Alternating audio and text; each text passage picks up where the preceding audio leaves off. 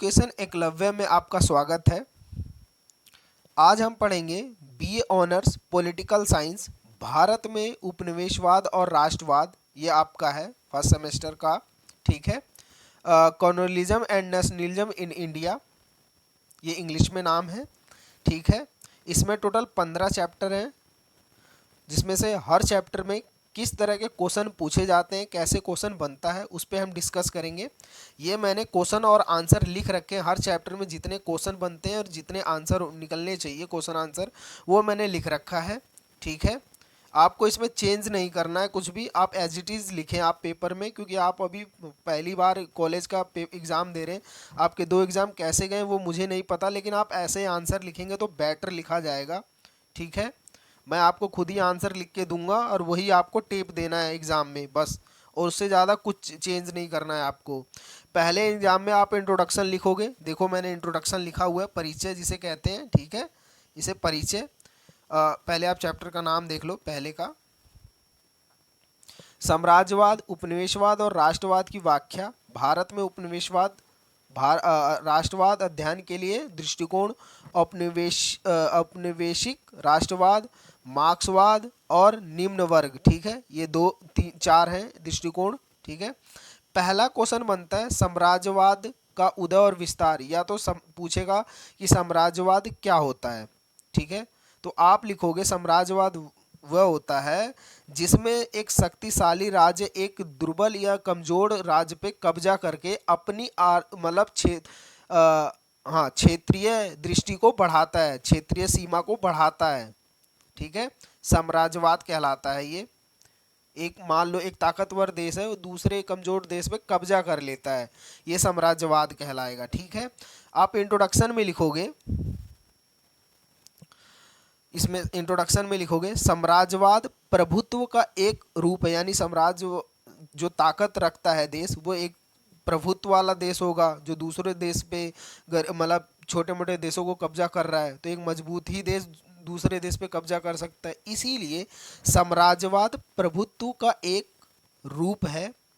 साम्राज्यवादी प्रवृत्ति मानव सभ्यता के इतिहास की एक महत्वपूर्ण घटना है। मानव सभ्यता क्यों अपनी लालसा, अपनी लालच की वजह से मेरा साम्राज्य बढ़ता जाए, मैं और बड़ा हो जाऊँ, बड़ा सीमा क्षेत्र बढ़ाया जाए, इसलिए मानव सभ्यता का इतिहास का एक महत्वपूर्ण घटना इसे मानी जाती है।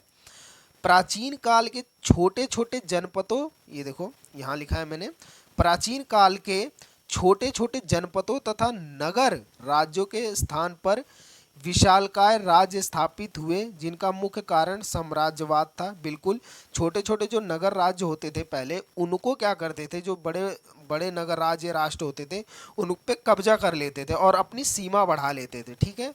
वो छोटे छोटे राज्य खुद ही अगर एक इकट्ठे होते जाओगे, छोटे छोटे होते जाओगे, इकट्ठे होते हो रहोगे, तो एक बड़े साम्राज्य का रूप ले लोगे। वही इसमें बताया गया है कि जो प्राचीन काल के छोटे छोटे जनपद या नगर थे, उन्होंने राज्यों के स्थान पर विशालकाय राज्य स्थापित हुए, उनका मुख्य कारण साम्राज्यवाद ही था। साम्राज्यवाद तब होता है जब कोई देश आर्थिक या राजनीतिक लाभ के लिए अन्य क्षेत्रों में अपनी शक्ति का विस्तार करता है। यानी कहने का मतलब है साम्राज्यवाद जब होगा जब कोई देश आर्थिक मतलब मजबूती से, मैं बहुत मजबूत हूँ, मैं दूसरे देश पे अब उसकी आर्थिक या राजनीतिक लाभ के लिए मैं दिख रहा है मैं बहुत मजबूत हूँ, मुझे दिख रहा है इस बंदे के पास, इस देश के पास आर्थिक और राजनीतिक लाभ मुझे बहुत ज़्यादा हो रहा है, इस पे कब्जा कर लो, ठीक है। अपनी शक्ति का विस्तार करके मैं उस पर कब्जा कर लूँगा। साम्राज्यवाद का लक्ष्य शोषण तथा संसाधन हासिल करना होता है। अब मेरा जो, मैं तो वर्चस्व वाला आदमी हूँ, मैं तो कर लिया, अब मेरा क्या, मैं तो शोषण करूँगा और उसका साधन इस्तेमाल करूँगा।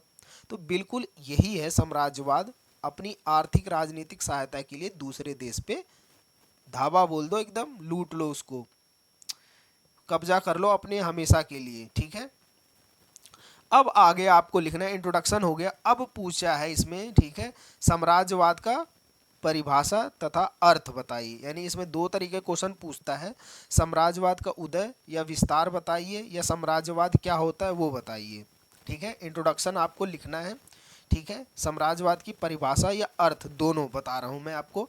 साम्राज्यवाद को अंग्रेजी में इम्पीरियलिज्म कहा जाता है। ये देखिए, इम्पीरियलिज्म कहा जाता है। इम्पीरियलिज्म लैटिन शब्द इम्पीरियम से आया है, जिसका अर्थ है टू कमांड, आदेश देना। मैं आपको आदेश दे रहा हूँ, ये करो, ठीक है। इस प्रकार साम्राज्यवाद शब्द का एक देश से दूसरे देश पर प्रभुत्व को दिखाता है, यानी कि मैं आदेश दे रहा हूँ इस पे कब्जा कर लो तो कब्जा कर लो, ठीक है, उस पे दिखाता है। अब इसका अर्थ आपने समझ लिया, ये अर्थ आपने समझ लिया, ठीक है। अब इसमें आपको समझना है, ठीक है, सॉरी, अर्थ आपने समझ लिया। अब समझना है आपको परिभाषा, ठीक है। ये परिभाषा है, आपको एज इट इज़ लिखना है, याद करना है, ठीक है। आप नोट्स में लिखते जाएं। अब ये थोड़ा आपका एग्ज़ाम लंबा है, 20-22 दिन का आपको टाइम मिला है, तो आप ये 3-3 पन्ने 4-4 पन्ने मैंने लिखे हैं, लेकिन आप अपनी लैंग्वेज में लिखोगे तो बेटर आंसर बनेगा, ठीक है। सुमैन के अनुसार, सुमैन है एक थिंकर हैं, उनके अनुसार पाश्चात्य राष्ट्रीय राज्यों द्वारा संसार की गैर यूरोपीय जातियों पर सैन्य शक्ति द्वारा अपनी शक्ति का आरोपण करना ही साम्राज्यवाद है, ठीक है। आगे लिखते हैं, बर्नर्स के अनुसार कहते हैं विभिन्न प्रदेशों और जातियों के क्षेत्र में कानून और शासन का ही एक व्यवस्था में साम्राज्य कहते हैं, यानी मैं शासन और कानून दूसरे देश पे चलाऊंगा कब्जा करके, जिसे साम्राज्यवाद कहते हैं, ठीक है। लेनिन जो एक मार्क्सवादी विचारधारा है के विद्वान है, वो साम्राज्यवाद पूंजी का चरम उत्कर्ष मानते हैं। कहते हैं वो साम्राज्यवाद पूंजी की वजह से साम्राज्यवाद स्थापित होता है। क्यों होता है? क्योंकि सबको आर्थिक राजनीतिक लाभ दिखता है और संसाधन दिखेंगे कि यहाँ मुझे फायदा है, कब्जा कर लो। इसलिए वो कहते हैं कि साम्राज्यवाद पूंजी, पूंजी यानी पैसे का चरमोत्कर्ष है। NL बुखारीन के अनुसार साम्राज्यवाद में दूसरे देशों को जीतने का प्रयास निहित रहता है। बिल्कुल जनाब निहित रहेगा। क्यों नहीं निहित रहेगा? क्यों निहित रहेगा? क्योंकि साम्राज्यवाद तभी तो साम्राज्य बड़ा होगा। अगर दूसरे को जीतोगे नहीं तब तो उतना ही रह जाएगा साम्राज्य, तो आपको लाभ ज़्यादा नहीं मिलेगा। इसमें यही नियम कहता है कि साम्राज्यवाद में दूसरे देशों को जीतने का प्रयास निहित रहता है। साम्राज्यवाद का उदय और विस्तार, अब आया है वो क्वेश्चन, ठीक है। अभी तक आपने साम्राज्यवाद क्या होता है वो पढ़ा है। कभी एग्जामिनर पूछ लेता है साम्राज्यवाद क्या होता है, तो ऊपर वाली चीज़ें लिखना है और उसके साथ जो क्वेश्चन अटैच करेगा उसे लिखना है, ठीक है। अब अगर अटैच करता है साम्राज्यवाद का उदय और विस्तार बताइए, तो आपको यहाँ से लिखना है, ठीक है। इंट्रोडक्शन दोगे, उसकी परिभाषा दे रहे हो आप, ठीक है, कि कौन कौन से विद्वानों ने परिभाषा दी वो। अब आता है साम्राज्यवाद का उदय और विस्तार क्या होता है वो। इसमें लिखा हुआ है, ठीक है ना, एक राष्ट्र का अन्य राष्ट्र को अपने अधीन कर अपना हित पूरा करने का सिद्धांत होता है। यानी एक राष्ट्र है जो अन्य राष्ट्रों को, यानी मैं मजबूत राष्ट्र हूं तो दूसरे जो कमजोर राष्ट्र हैं उनको अपने अधीन कर लूंगा, अपनी ताकत से अपने पास रख लूंगा, ठीक है। अपना हित पूरा करने का सिद्धांत, मैं अपने हित ही पूरा करूंगा इसमें और कुछ नहीं ज़्यादा इसे दूंगा, अपने लाभ देखूंगा और दूसरों का कुछ नहीं, और दूसरों का शोषण करता रहूंगा उसमें, ठीक। आगे हम लिखेंगे, हमेशा ही बलवान व्यक्ति निर्बल पर शासन करता है। बिल्कुल सही बात है। वर्चस्व वाला हमेशा मजबूत पक्ष में होता है, उस पर बड़ी सेना होती है, बड़े लोग होते हैं, बड़ी आर्मी होती है, सैनिक लड़ने वाले होते हैं, ठीक है। इसीलिए कहा है इसमें, हमेशा ही बलवान व्यक्ति निर्बल पर शासन करता है। निर्बल जातियों पर सफल जातियों तथा निर्बल देश पर बलवान देश का शासन मानव इतिहास के प्रश्नों में उभरना पड़ा है। बिल्कुल बात है। प्राचीन समय के नगर राज्यों में साम्राज्यवादियों का आध्यात्मिक, मानव के आध्यात्मिक लालसा का परिणाम, यानी जो प्राचीन समय के नगर राज्यों पर साम्राज्यवादियों का जो आधिपत्य है वो मानव अत्यधिक लालसा का परिणाम है। इसलिए लालसा का परिणाम है क्योंकि लालच से, यहाँ दिख रहा है साधन है, कब्जा कर लो, इसीलिए, ठीक है। पड़ोसी राज्यों को अधीन कर शक्ति विस्तार करना साम्राज्य का मुख्य अंग था, यानी पड़ोसी राज्य आसपास के देश कमजोर हो रहे हैं उन पे कब्जा करो। ठीक है। मानव सभ्यता के हर काल में साम्राज्यवाद का कोई ना कोई रूप रहा है, यानी चाहे आप प्राचीन काल में देखें, मध्य में देखें, अभी आधुनिक में भी देखेंगे ना, अभी प्रेजेंट टाइम में तब भी साम्राज्यवाद का अंग है, कहीं ना कहीं मुख्य अंग रहा है, कोई ना कोई रूप रहा है।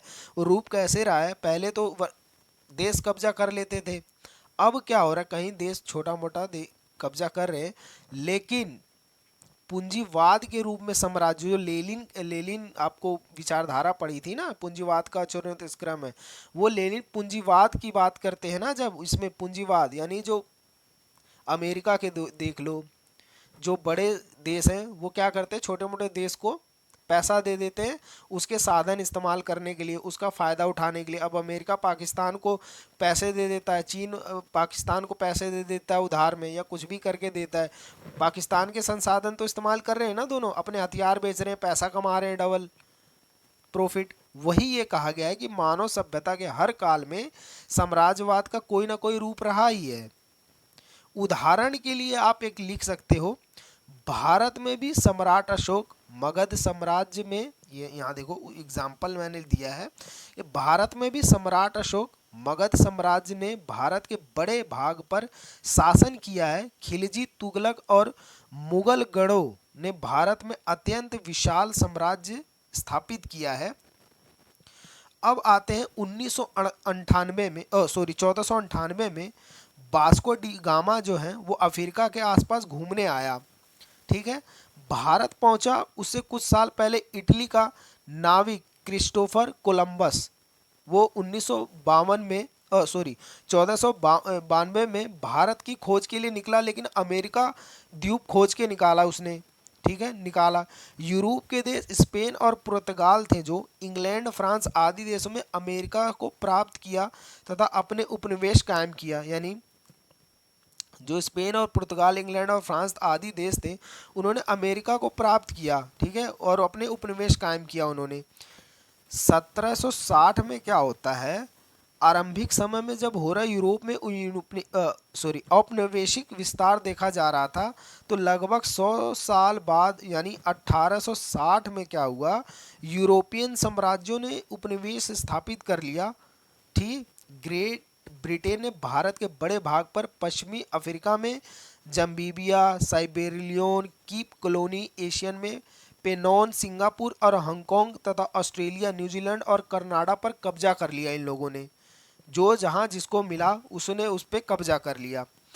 अब है ये कह रहे हैं कि फ्रांस ने भी अफ्रीका के बड़े भाग अल्जीरिया पर, मोरस्को पर आधिपत्य स्थापित कर लिया। यानी फ्रांस जो था उसने क्या किया, आधिपत्य किस पे, अल्जीरिया और मोरस्को पर आधिपत्य स्थापित कर लिया। अपनी विभिन्न श्रेष्ठताओं का प्रयोग करते हुए साम्राज्यवादी शक्ति ने उपनिवेश पर विभिन्न प्रकार के नियंत्रण लागू शुरू कर दिए।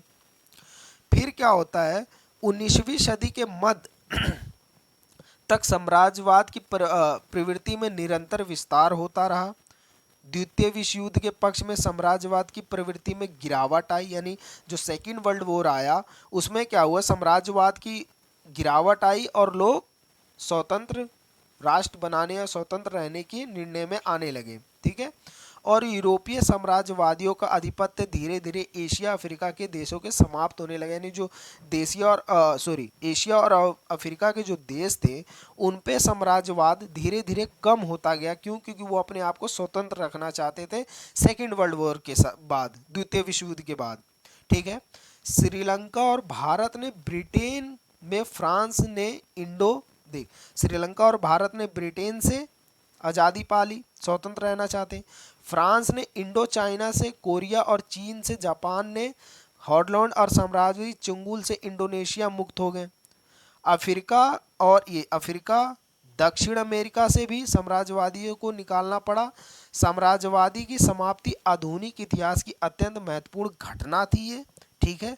अब आपको लिखना है इसमें निष्कर्ष। निष्कर्ष नहीं लिखोगे तो आपका आंसर पूरा नहीं माना जाएगा, तो आप निष्कर्ष जरूर लिखें। निष्कर्ष के रूप में हम कहा जा सकता है कि साम्राज्यवाद को किसी भी दृष्टि से सही नहीं माना जा सकता। सभी राज्य समान हैं और किसी भी राष्ट्र को एक अधिकार नहीं दिया जा सकता कि वो दूसरे राष्ट्र पर अपना अधिकार जताए, तभी अपनी शक्ति और बल के माध्यम से दूसरे देशों पर शासन करे। यानी उन्हें कोई अधिकार नहीं होता कि वो दूसरे पे कब्जा करें। गरीब देश है, कमज़ोर देश है, तो ज़बरदस्ती कब्जा करे, ये ताकतवर के लिए कोई वो नहीं है। इसमें आलोचना करके बता देना है निष्कर्ष में, ठीक है। अब है आगे, ठीक है, ये दूसरा क्वेश्चन है इसमें, साम्राज्यवाद के सिद्धांत की अवधारणा को स्पष्ट कीजिए। ठीक है, जो साम्राज्यवाद है उसके सिद्धांत की अवधारणा को स्पष्ट करना है। ठीक, ये फिर ये अगला क्वेश्चन है, इसमें भी आप इंट्रोडक्शन लिखोगे। ठीक है, साम्राज्यवाद एक अत्यंत व्यापक अवधारणा है। ठीक है, बहुत व्यापक यानी बहुत बड़ी अवधारणा है साम्राज्यवाद, क्योंकि साम्राज्य छोटा मोटा नहीं होता, बहुत बड़ा होता है।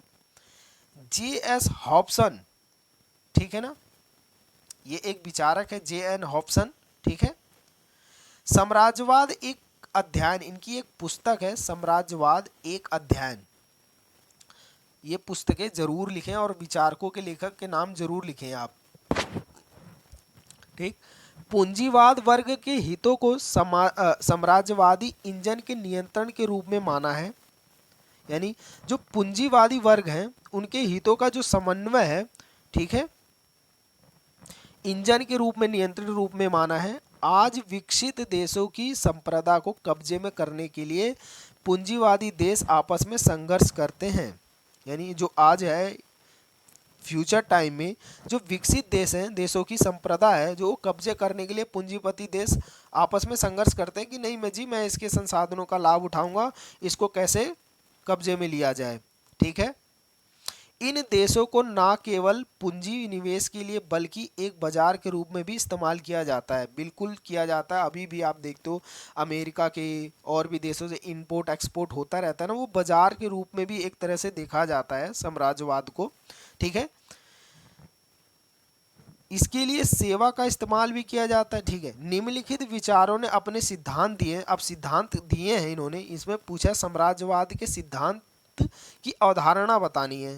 ठीक है, अब साम्राज्यवाद सिद्धांत, इंट्रोडक्शन आपने लिख दिया, अब सिद्धांत कार जो दिए, जो थ्योरी दिए हैं विचारकों ने, ठीक है ना, वो बताना है आपको। J.S. हॉब्सन के अनुसार विकसित देशों की दो समस्याएं हैं। पहली, अतिरिक्त उत्पादन और अल्प उपभोक्ता, यानी अधिक उत्पादन कर लोगे और अल्प उपभोक्ता मतलब कम उसको माल को खरीदने के लिए भी रहेंगे, तो आपको क्या करना पड़ेगा, दूसरे देश में बेचना पड़ेगा। तो पहले क्या होता था, दूसरे देश में बेचने से अच्छा उस देश को कब्जा कर लो, उसके साधन भी मिल जाए, उपभोक्ता भी आपको मिल जाए, उसके बाद अपना सामान बेचते रहो और पैसा कमाते रहो। पहले यही होता था प्राचीन उसमें। ठीक, अब वो कहते हैं, J.S. हॉब्सन कहते हैं कि विकसित जो देश हैं, दो समस्याएं हैं, एक अतिरिक्त उत्पादन और तथा अल्प उपभोग। इन दोनों में उद्योगपति ज़्यादा मुनाफा पाने के लिए अधिक वस्तुओं का उत्पादन कर लेते हैं, जबकि उपभोक्ता की एक ऐसे में कमी रहती है। जब उत्पादन अधिक होता है और बाजार में क्रय शक्ति उतनी नहीं होती है, तब छोटे उत्पादकों को तो उद्योग बंद करने की नौबत आ जाती है। अगर जब आप सामान बना रहे हो और आप नहीं दे पा रहे हो उसको, मतलब खरीद नहीं रहा है कोई, तो जो छोटे व्यापारी रहेंगे उनका तो दुकान बंद होना है। जो बड़े व्यापारी रहते हैं वो प्रतिस्पर्धा करते हैं, जिन पे पैसा रहता है वो लंबे समय तक टिकते हैं इनमें। ठीक है, सॉरी ये थोड़ा सा गलत लिख गया है, हॉब्सन, ये करेक्शन हो गया, ठीक है ना, हॉब्सन है, ये हॉब्सन का काम मानना है, काम लिख गया है, सॉरी पीडीएफ में गलती हो गई है। ये काम मानना है कि यदि श्रमिकों से ज़्यादा पैसा देकर उपभोग स्तर को ऊंचा उठाया जा सके तो लंबे समय के लिए न केवल बाजार का विस्तार होगा बल्कि उपनिवेश स्थापित करने की आवश्यकता भी नहीं पड़ेगी। हॉब्सन साम्राज्यवाद की आलोचक तो थे, लेकिन वह ये मान ना बना पाए, असमर्थ रहे, सॉरी ये गलत हो गई लाइन थोड़ी सी, लेकिन वह ये मानने में लेकिन वह ये बताने में असमर्थ रहे, ठीक है, बताने में असमर्थ रहे कि आखिर इस समस्या का समाधान कैसे होगा, कौन सा वर्ग परिस्थिति से सबसे बाहर निकालेगा या उसकी रणनीति क्या होगी, किससे, ये पूंजीपतियों से, जो साम्राज्यवाद में जो देश शोषण हो रहे हैं उनको कैसे बचाया जाएगा। ठीक है, अगले विचारक हैं रोज लज़बर्गर के अनुसार, लज़बर्गर, इनकी पुस्तक है पूंजी का संग्रह, ठीक है ना, पूंजी का संग्रह इनकी पुस्तक है। में पूंजी के संग्रह में लिखते हैं कि जो साम्राज्यवाद को पूंजीवाद के एक अनिवार्य तत्व के रूप में देखा होगा, क्योंकि पूंजीवाद का प्रमुख घटक मुनाफा और संचय है, और इनके लिए हमेशा नई बाजार की तलाश रहती है। बिल्कुल सही बात है, साम्राज्यवाद जो है वो पूंजीवाद के अनिवार्य तत्व के रूप में देखा गया है। पूंजीवाद का मुख्य घटक क्या है? मुनाफा कमाना, पैसा कमाओ, संचय कमाओ, उनके लिए हमेशा नई बाजार की तलाश खोजो कि अपना माल कहाँ बेचा जाए। पूंजी के संयम के लिए ये जरूरी है कि खरीदारों की खोज की जाए, ठीक है, खरीदार खोजोगे जभी तो माल बेचोगे, डिस्ट्रीब्यूट कैसे करोगे। पूंजीवादी क्षेत्र से बाहर ही मिल जाता है और साम्यवादी से मुश्किल है, ठीक है। इनका मानना है कि पूंजीवादी क्षेत्र में पूंजीवाद तक फैलता रहेगा जब तक, मतलब ये कहते हैं कि पूंजीवाद क्षेत्र में जब तक पूंजीवाद तक फैलता रहेगा जब तक अतिरिक्त उत्पादन के लिए बाजार उपलब्ध रहेंगे। मतलब ये पूंजीपति जब तक बने रहेंगे जब तक ये देश में बाजार उपलब्ध रहेगा। लेकिन यह प्रक्रिया हमेशा नहीं रहती, अतः जब इसका अंत होगा उपनिवेश बना सकने वाले क्षेत्र अब समाप्त हो जाएंगे, तब वहाँ पूंजीवाद का, साम्राज्यवाद का अंत भी हो जाएगा। यानी जब बाजार समाप्त हो जाएगा तो पूंजीवाद समाप्त हो जाएगा, पूंजीवाद समाप्त हो जाएगा तो अपने आप साम्राज्यवाद समाप्त हो जाएगा। ठीक है, अब आता है वी आई लेनिन। ये वी आई लेनिन है, ठीक है, ये विचारक वी आई लेनिन के अनुसार ये अलग से भी क्वेश्चन पूछ लेता है कभी कभी शॉर्ट नोट्स में, ठीक है, और कभी कभी फुल में पूछता है कि वी आई लेनिन के सिद्धांतिक बताओ, ठीक है, सिद्धांत बताओ साम्राज्यवाद पे। तो ये मार्क्सवादी विचारक हैं, पहले ही आप जान लें, ठीक है।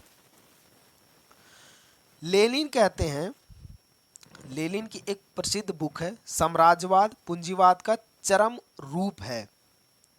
यानी जो साम्राज्यवाद है वो पूंजीवाद का चरम रूप है, यानी साम्राज्यवाद की वजह से ही पूंजीवाद को बढ़ावा मिल रहा है। ठीक है, आज के समय का साम्राज्यवाद आर्थिक तत्वों पर आधारित है। बिल्कुल आर्थिक तत्वों पर आधारित है। कैसे? क्योंकि जो बड़े स्टेट हैं जैसे कि अमेरिका, रूस, ये अब क्या करते हैं कि छोटे मोटे जो स्टेट हैं, मतलब देश हैं, उनको पैसा देते हैं, ठीक है, फिर उन्हीं को अपना हथियार बेचेंगे, फिर वो दुनिया भर की चीज़ें के लिए, एग्जाम्पल के लिए आप पाकिस्तान को देख सकते हो। अमेरिका पाकिस्तान को पैसे देता है और संसाधन भी इस्तेमाल करता है और अपने हथियार भी बेचता है, डबल मुनाफा कमाता है। ठीक, आज के समय का, ठीक है, साम्राज्यवाद आर्थिक तत्वों पर आधारित है। अति आधुनिक विकसित राष्ट्रों को कच्चे मलवण निर्मित माल के लिए बाजारों की उपलब्धता से ही साम्राज्यवाद का विकास होगा। बड़े पूंजीपति मिलकर औद्योगिक समिति का निर्माण करेंगे और धीरे धीरे उपनिवेशों की स्थापना करेंगे जो साम्राज्यवाद का शिकार होंगे। कहने का मतलब है जो बड़े बड़े पूंजीपति होंगे वो उद्योग लगाएंगे तो धीरे धीरे बाजार को कैप्चर करेंगे, मजदूरों को कैप्चर करेंगे, ठीक है। उसके बाद वो समझ लो एक तरह से साम्राज्यवाद की स्थापना कर रहे हैं लोग, ठीक, धीरे धीरे शिकार करेंगे लोगों का। अब लेनिन ने साम्राज्यवाद संबंधित विचारों को निम्न प्रकार को समझा जा सकता है। ये 3-4 प्रकार बताए हैं उन्होंने, ठीक है, लेनिन ने। इसमें पहला है पूंजीवाद का अल्प विकसित राष्ट्रों पर पैसा लगाते हैं, यानी जैसे कि पाकिस्तान पे पैसा लगाया है अमेरिका ने, वहाँ कच्चा माल भी मिलेगा उसे, बाजार भी मिल रहा है उसको, यानी अपने हथियार बेचने के लिए। यही काम चाइना करता है। इसका स्वामित्व हो जाता है, धीरे धीरे राजनीतिक प्रभुत्व में बदल जाता है। हमेशा उस राष्ट्र की उपनिवेश बनाए रखने के लिए, ज़्यादा से ज़्यादा पैसा अर्जित करने के लिए शोषण प्रारंभ हो जाता है और जो निरंतर बढ़ता जाता है। यानी जो पूंजीपति हैं वो क्या करेंगे, पैसा देंगे और आपसे कच्चा माल लेंगे, बाजार देंगे, आप वो भी मिले, स्वामित्व भी मिल रहा है उनको, उनका माल बिक भी रहा है, तो धीरे धीरे क्या करते हैं वो राजनीति में उतर जाते हैं। फिर राजनीति में उतर जाएंगे तो फिर वो नियम कानून अपने हिसाब से बनाएंगे और उसके बाद आपका शोषण शुरू। दूसरे उसमें बताते हैं ये चरण में, पूंजीपति उद्योग लगाने के लिए नीति नई बाजार खोजता रहता है, ठीक है, नया मार्केट खोजता है। पूंजीपति जो कैपिटलिस्ट होता है वो नई मार्केट खोजता है, रहता है हमेशा कि नया उद्योग लगाया जाए, यहाँ पे नए इन्वेंशन किए जाएं उद्योगों से और उसको बेचा जाए, ठीक है, जिसका परिणाम होता है अन्य पूंजीपतियों से प्रतियोगिता। अब प्रतियोगिता राष्ट्रीय नहीं बल्कि अंतर्राष्ट्रीय लेवल पे हो जाती है। अंतर्राष्ट्रीय लेवल पे ऐसे हो जाती है कि जो आपने अमेरिका वाला ही आप एग्जाम्पल जो बताया है वही इस पे सुटेबल करता है, ठीक है। तीसरे अवस्था में वो बताते हैं पूंजीवाद में कुछ अंतर विरोध निरंतर चलते रहते हैं, अतः श्रमिकों में जब वर्ग चेतना बढ़ेगी, शोषण का एहसास होगा, तब वह मुक्ति के लिए संघर्ष करेंगे, अतः साम्राज्यवादी देशों के बीच युद्ध को जन्म देंगे और यही साम्राज्यवाद का अंत होगा। यानी लेनिन कहते हैं जो पूंजीवाद है वो अंतर विरोध इसलिए है कि जो श्रमिक वर्ग है उसकी चेतना जब बढ़ेगी ना, वो देखेगा कि मेरा शोषण हो रहा है, मुझे तनख्वाह नहीं मिल रही इतना और वो नहीं हो रहा, तो इस पे संघर्ष करेगा, वो झगड़ा मतलब एक युद्ध की तरह संघर्ष करेगा, साम्राज्यवाद देश के युद्ध को जन्म देगा और साम्राज्यवाद का अंत करेगा। चौथे पॉइंट में लिखते हैं साम्राज्यवाद पूंजीवाद की आखिरी मंजिल होगी, ठीक है। वो आखिरी मंजिल ये क्यों होगी, क्योंकि पूंजीवाद का जैसे ही खात्मा होगा वो साम्राज्यवाद का भी खात्मा हो जाएगा और समय के साथ साम्राज्यवाद भी नष्ट हो जाएगा। वर्ग संघर्ष वर्ग युद्ध का रूप ले लेते हैं और इस प्रकार मार्क्स का ये सिद्धांत पूंजीवाद का पतन का सत्य सिद्ध होगा, ठीक है। साम्राज्यवाद की 3 अवस्था बताई है, ठीक है, B.I. लेनिन ने। पहली अवस्था है साम्राज्यवादी एकाधिकार, यानी जो साम्राज्यवाद वो सिर्फ अपना ही अधिकार रखते हैं, एकाधिकार रखते हैं कि हमारा ही अधिकार होगा, हमारा ही सामान बिकेगा, हमें ज़्यादा वो आपके संसाधन इस्तेमाल करेंगे, आपका सिर्फ शोषण होगा, ठीक है।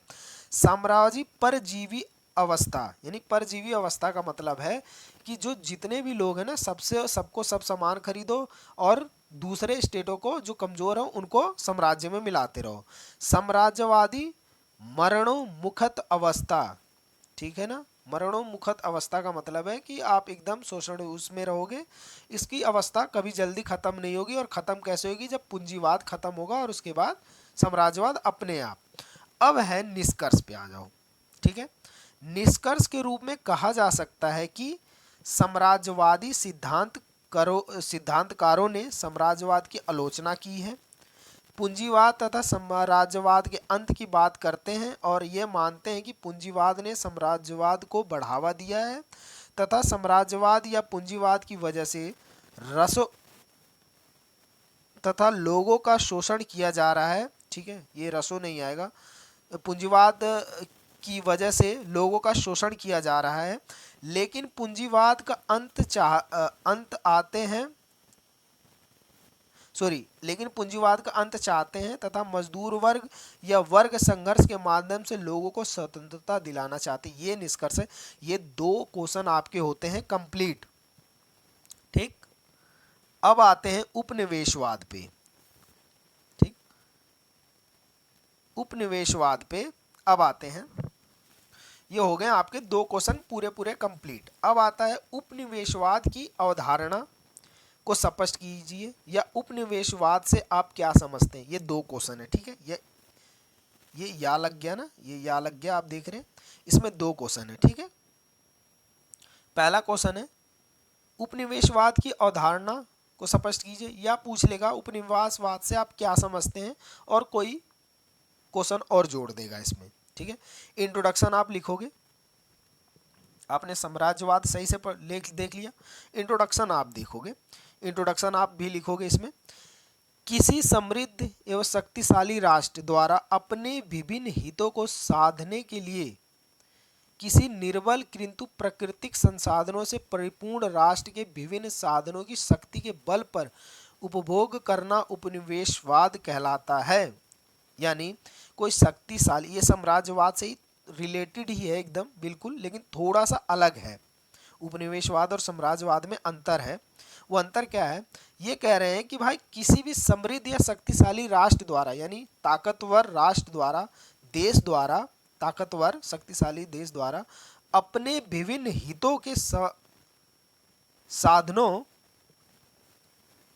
ठीक है, अपने साधनों के लिए किसी निर्बल यानी कमजोर राष्ट्र पर उसके प्राकृतिक संसाधनों, ठीक है, जो खनिज हैं, प्राकृतिक संसाधन है, तेल है, ठीक है, इत्यादि को परिपूर्ण राष्ट्र के विभिन्न संसाधनों शक्ति के बल पर अपने लिए प्रयोग करना उपनिवेशवाद कहलाता है। ठीक है, प्राचीन काल से ही यूरोप और एशिया में व्यापारिक संबंध रहे। जिस एक देश में दूसरे देश में कच्चे माल और व्यापार का संबंध रहा है, और वस्तु का निर्माण के बाद उन वस्तुओं को दूसरे देशों में बेचने के लिए उपनिवेश बनाए जाते थे। ठीक है, यानी जब माल बनाओगे तो बेचने के लिए उपनिवेश बना लो, जैसे कि ब्रिटिश ने भारत को उपनिवेश बनाया था। ठीक है, एग्जाम्पल के लिए आप ये लिख सकते हैं, भारत ब्रिटिशों का, ब्रिटिश सरकार का उपनिवेश था। ठीक है, अब आता है उपनिवेशवाद। ठीक,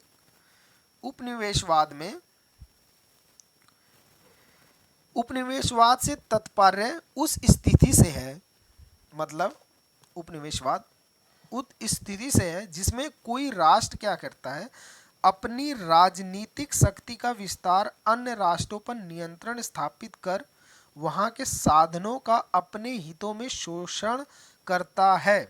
यानी जो उपनिवेशवाद से ये तात्पर्य है, ये कहने का मतलब है जिसमें कोई राष्ट्र होता है, मतलब ताकतवर राष्ट्र, अपनी राजनीतिक शक्ति का विस्तार यानी पॉलिटिकल पावर का विस्तार अन्य राष्ट्रों पर नियंत्रण स्थापित कर, यानी अपनी राजनीतिक दृष्टि से, शक्ति से अन्य राष्ट्रों पर नियंत्रण स्थापित करके साधनों का अपने हित के लिए इस्तेमाल कर रहा हो, दूसरे के लिए नहीं। आपका साधन आपके लिए इस्तेमाल नहीं होगा, वो जो उपनिवेशवाद आप उपनिवेश बने हो जिसके, वो अपने हित के लिए करेगा। ठीक है, जैसे जैसे पूंजीवाद का विकास हो रहा था, यूरोपीय राष्ट्रवाद का भी राजनीतिक विस्तार हो रहा था।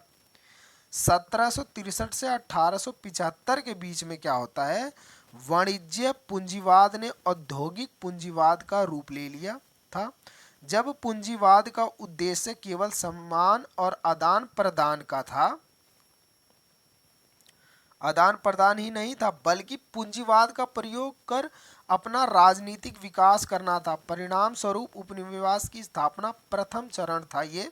ठीक है, उपनिवेशवाद का जब ये आया, ये इंट्रोडक्शन नहीं, उपनिवेशवाद ही चला। ठीक, अब उपनिवेशवाद का अर्थ, उपनिवेशवाद का अर्थ लिखोगे आप। ठीक है, उपनिवेशवाद का अर्थ, उपनिवेशवाद रोमन शब्द क्लोनिया से लिया गया है, जिसका अर्थ है उपनिवेश, यानी दूसरे के ऊपर निवेश करो, उपनिवेश। ठीक है, अब उसकी परिभाषा भी लिखोगे उपनिवेशवाद की। ऑक्सफोर्ड डिक्शनरी के अनुसार क्या कहते हैं परिभाषा में, किसी शक्तिशाली देश द्वारा अन्य कमजोर देशों पर धन प्राप्ति के, यानी पैसा, खनिज, संसाधन प्राप्ति के उद्देश्य से नियंत्रित करने की अवस्था को उपनिवेशवाद कहते हैं। ठीक, यानी किसी शक्तिशाली देश द्वारा अन्य कमजोर देश पर धन प्राप्ति के उद्देश्य से नियंत्रण करने की अवस्था को उपनिवेशवाद कहते हैं। ठीक, मरियम वेबस्टर के अनुसार कहते हैं, एक राष्ट्र का दूसरे विदेशी राष्ट्र के व्यक्तियों पर नियंत्रण उपनिवेशवाद एक ऐसी अवस्था है जहां क्या होता है कि दूसरे राष्ट्र की जनता पर राजनीतिक और आर्थिक नियंत्रण और विस्तार बनाए रखता है। यानी जो उपनिवेशवाद का मतलब ये कहते हैं मरियम वेस्टर, ये कहते हैं कि जो एक शक्तिशाली राष्ट्र होता है, विदेशी राष्ट्र, वो कहता है दूसरे कमजोर राष्ट्र की जनता पर अपनी आर्थिक राजनीतिक नियंत्रण और विस्तार कानून बनाए रखता है उस पे, ठीक है। पामर और पार्किनस के अनुसार, पामर और पार्किनस ये आपको सबको याद करने पड़ेंगे अगर आपको अच्छा मार्क्स मिले। वीडियो अच्छी लगी तो चैनल को सब्सक्राइब करें और अपने दोस्तों को भी भेजें। जब विकसित राष्ट्र अविकसित देशों पर अपना राजनीतिक तथा आर्थिक नियंत्रण स्थापित कर लेते हैं तो ऐसे स्थिति को उपनिवेशवाद कहा जाता है, ठीक। यानी जब किसी राष्ट्र अविकसित देशों पर, कमजोर देशों पर अपना राजनीतिक तथा आर्थिक नियंत्रण स्थापित कर लेते हैं तो उससे ऐसी स्थिति को उपनिवेशवाद कहा जाता है। इस प्रकार एक समृद्ध राष्ट्र का दूसरे राष्ट्र के भौगोलिक क्षेत्र पर कब्जा करना और लंबे समय तक उसे बनाए रखना उपनिवेशवाद कहलाता है, ठीक। औपनिवेशिकवाद राज्य अपने, यहाँ देखिए, अपने देश की समृद्ध वर्ग के हितों की पूर्ति करते हैं। यानी जो औपनिवेशिक राज्य हैं जिसने आपको उपनिवेश बनाया हुआ है, ठीक है, गुलाम बनाया हुआ है, ठीक है, वो क्या करेंगे, अपने समृद्ध शक्तिशाली जो वर्ग हैं उनके हितों के लिए काम करते हैं, उनकी पूर्ति करने के लिए काम करेंगे। 16वीं 17वीं शताब्दी में क्या हुआ, सॉरी सदी होगा, ये साड़ी लिख गया है, माफ़ी चाहता हूँ इसके लिए, ठीक है, सदी है ये। 16वीं और 17वीं सदी के बाद में यूरोप राष्ट्रों ने समुद्र पार करके एशिया और अफ्रीका में अपनी शक्ति का विस्तार किया और उसके सामाजिक और आर्थिक राजनीतिक तत्वों का प्रयोग भी किया है इन्होंने। अफ्रीका में एशिया के बड़े भूभाग पर यूरोपियन राष्ट्रों पर कब्जा उपनिवेशवाद का ही रूप था। यानी जो अफ्रीका में एशिया के जो बड़े भूभाग पर यूरोप राष्ट्रों का जो कब्जा हुआ वो एक उपनिवेशवाद का ही रूप था। उपनिवेशवाद की प्रक्रिया के द्वारा क्या कहते हैं, समृद्ध राष्ट्र उपनिवेशवादों के आर्थिक, मानवीय तथा प्राकृतिक संसाधनों पर न केवल कब्जा करते हैं बल्कि अपने हितों की पूर्ति करते हैं और उन सभी का प्रयोग करने उद्देश्यों की पूर्ति के लिए करते हैं, अपने उद्देश्यों के लिए पूर्ति के लिए करेंगे। अब उपनिवेशवाद की विशेषता क्या है उसी में ऐड करो, ठीक है। उपनिवेशवाद अवस्था अलोकतांत्रिक थी। अपने राष्ट्रों में निवासियों को सभी अधिकार दिए गए जबकि जो उपनिवेश में न केवल राजनीतिक बल्कि सभी प्रकार के अधिकार से दूर रखा। यानी जो शक्तिशाली देश था, औपनिवेशिक देश था, उसने क्या, उसकी अवस्था थी अलोकतांत्रिक, यानी तानाशाही वाली अवस्था थी। अपने राष्ट्रों को उसने क्या किया कि सारे अधिकार दिए, निवासियों को सभी प्रकार के अधिकार दे दिए। लेकिन जो उपनिवेश वाले राष्ट्र, उपनिवेश जिन पे उन्होंने कब्जा किया हुआ था, उनको कोई अधिकार नहीं मिला, वो ऐसे ही जीवन करके शोषण कर रहे हैं उनका, ठीक है। औपनिवेशिक शासन, ठीक है, ये औपनिवेशिक शासन उपनिवेश की जनता की मर्जी के खिलाफ थी। साथ ही लोगों पर शासन को थोपा गया, अगर जनता विरोध करती तो उनका दमन कर दिया जाता। यानी जो औपनिवेशिक शासन थे ताकतवर, उन्होंने क्या किया, जो उपनिवेश जो उनके थे उन्होंने जनता की मर्जी के खिलाफ कानून बना दिया, मैं ये टैक्स लूंगा, मैं ये करूंगा, मैं ये यहाँ खुदाई करूंगा, मुझे ये जमीन चाहिए, लोगों पर शासन थोप दिया जबरदस्ती का। अगर आपने, यानी जनता ने विरोध किया तो क्या होगा, उसका दमन कर दिया जाएगा पूरी तरह, ठीक। आगे तीसरे पॉइंट में, आधारभूत संरचना का विकास केवल उसी हालात में किया जाता यदि औपनिवेशिक सरकारों की उसकी आवश्यकता महसूस होती, ठीक है, तभी कर देंगे। चौथा पॉइंट है, लगभग सभी यूरोपीय शक्तियों का शासन करने का एक ही सिद्धांत था। जो मतलब चौथे पॉइंट में आप लिखोगे कि जो लगभग सभी यूरोप जो शक्तियां थी, यानी जो औपनिवेशिक शासक थे, उनका शासन करने का एक ही सिद्धांत था, बांटो और राज्य करो। यानी बांट दो, राज करो, लड़ा दो, झगड़ा करवा दो और राज करो उन पे। यानी कहीं भाषा तो कहीं धर्म, कहीं भौगोलिक क्षेत्र के आधार पर जनता को बांटो और राज करो, उपनिवेश बनाओ, जैसे अंग्रेजों ने हमें हिंदुस्तानियों को बनाया था, ठीक है। उपनिवेशों की आर्थिक नीति औपनिवेशिक राष्ट्र के पूंजीपतियों की मर्जी के अनुसार बनाई गई। यानी जो औपनिवेशिक राष्ट्र है वो नियम कानून, आर्थिक जो नीति इकोनॉमिकल पॉलिसी थी वो उन्होंने क्या किया, जो कैपिटल यानी पूंजीवादी थे उनकी मर्जी के अनुसार बनाई और लोगों के लिए नहीं। ठीक है, अब आप लिखोगे निष्कर्ष इसमें। ठीक है, निष्कर्ष उपनिवेशवाद, निष्कर्ष में लिखोगे उपनिवेशवाद से तात्पर्य किसी शक्तिशाली व किसी विकसित राष्ट्र द्वारा किसी निर्बल और अविकसित देश पर उसके संसाधनों को अपने हित में दोहन करने के लिए राजनीतिक नियंत्रण स्थापित करते हैं। मतलब दूसरे राष्ट्र का संसाधन इस्तेमाल करने के लिए करते हैं। इस कार्यक्रम में औपनिवेशिक शक्ति अपने उद्देश्य की पूर्ति के लिए उपनिवेश पर सामाजिक आर्थिक संस्कृति नियंत्रण का भी स्थापित करती है। आगे लिखेंगे आप, उपनिवेशवाद अब आम तौर पर अपमानजनक अर्थ में भी प्रयोग किया जाता है। कैसे? और कच्चे शोषण से हुआ है, यानी कच्चे माल के शोषण से, उत्पीड़न, आर्थिक शोषण और मानव और नागरिक अधिकारों के प्रति उदासीनता के कुछ भी लोग वास्तविकता से इनकार करेंगे। औपनिवेशिक शक्तियों के प्राथमिक हित आमतौर पर स्वार्थी और बड़े पैमाने पर आर्थिक थे। ठीक है, ये आपका खत्म हो जाता है। हाँ, खत्म हो गया। ठीक है, आपने इसमें 3 क्वेश्चन आप देखें। अगर आपको ये वीडियो अच्छी लगी, चैनल को सब्सक्राइब करें, वीडियो को लाइक करें और कमेंट में फीडबैक ज़रूर दें और आपके किस चैप्टर में और कौन से नोट चाहिए वो ज़रूर बताएं। वीडियो देखने के लिए धन्यवाद। एजुकेशन एकलव्य में आपका स्वागत है।